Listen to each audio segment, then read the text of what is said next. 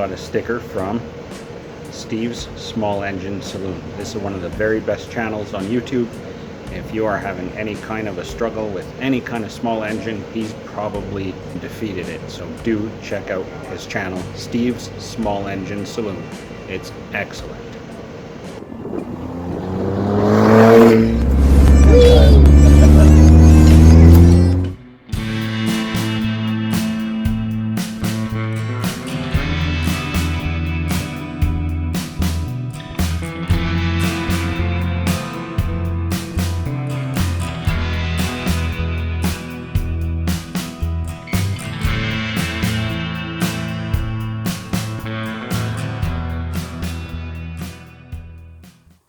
So just a couple of small updates today. First of all, the leaking carburetor on the TECOmaster. I took the carburetor off in the hope that I had maybe missed something before when I cleaned up the carb and whatever a couple years ago. So with more experience now, I hoped I'd find something I missed, and there's nothing. Really, this carburetor is so simple.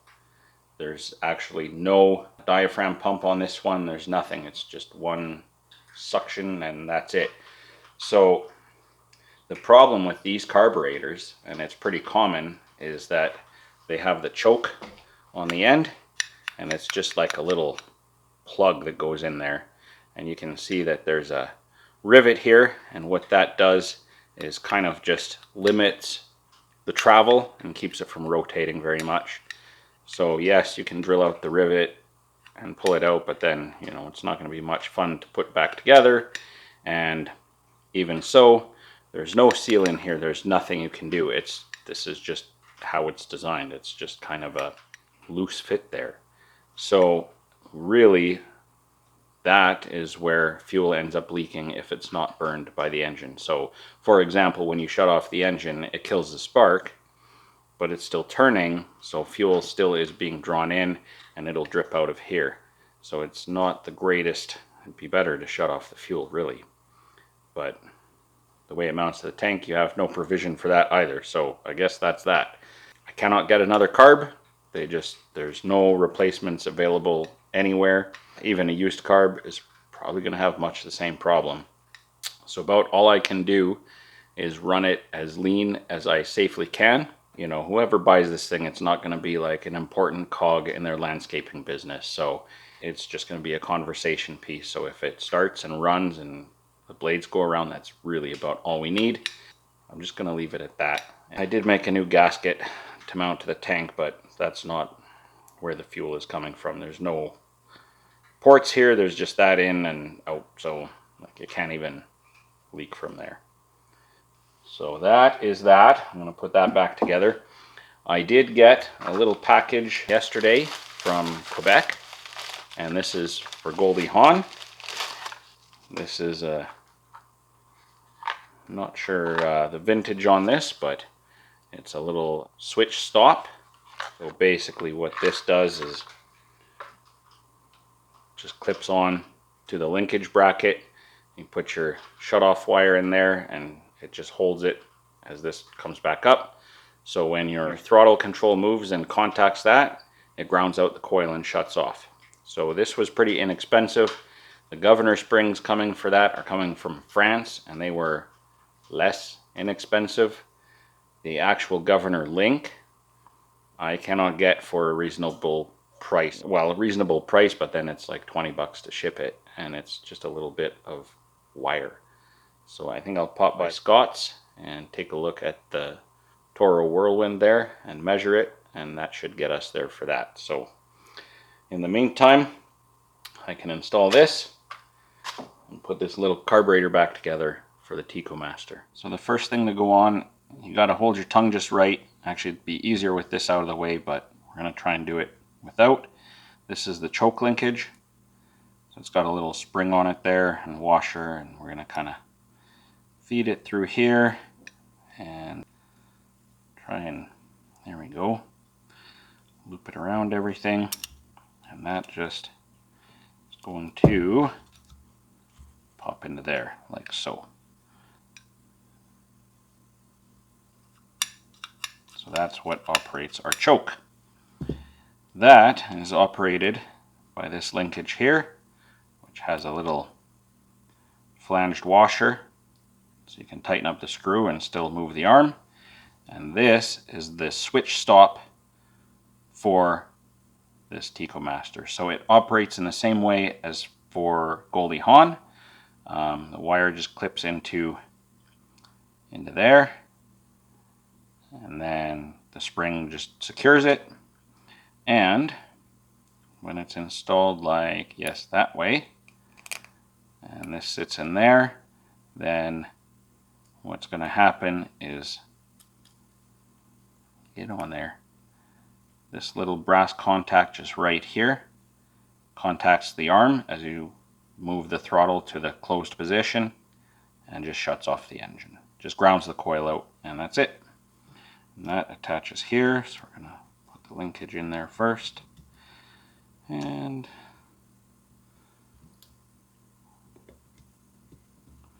just fire that in together. There's a tiny little notch on the switch stop that sort of locates it against the body of the carburetor. And if everything's working correctly, yep, good. And then we just got to pop the throttle in. And that's just a case of lining it up like so. And then when you adjust your idle speed, that's going to keep it from popping out. So there's really not very much to it. In terms of mounting it to the fuel tank, it's actually, you kind of can't get at the mounting screws. So I mount it to the engine first and then mount the fuel tank up underneath. So we got all the hardware here for that. This is for the cable, the throttle cable, and those mount it to the tank. And this is one of the screws that mounts it to the engine.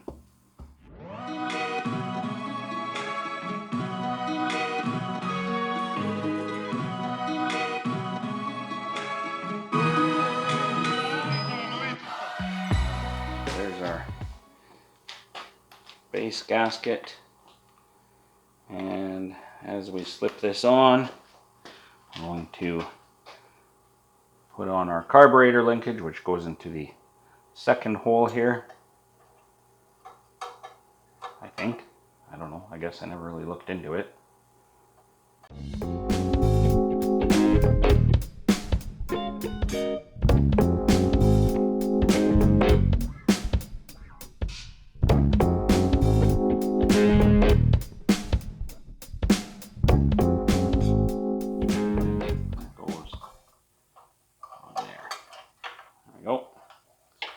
Okay, we're all together now. And goes there. There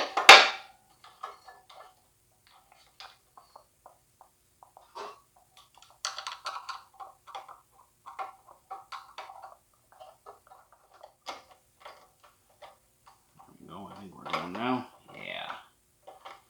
Alright.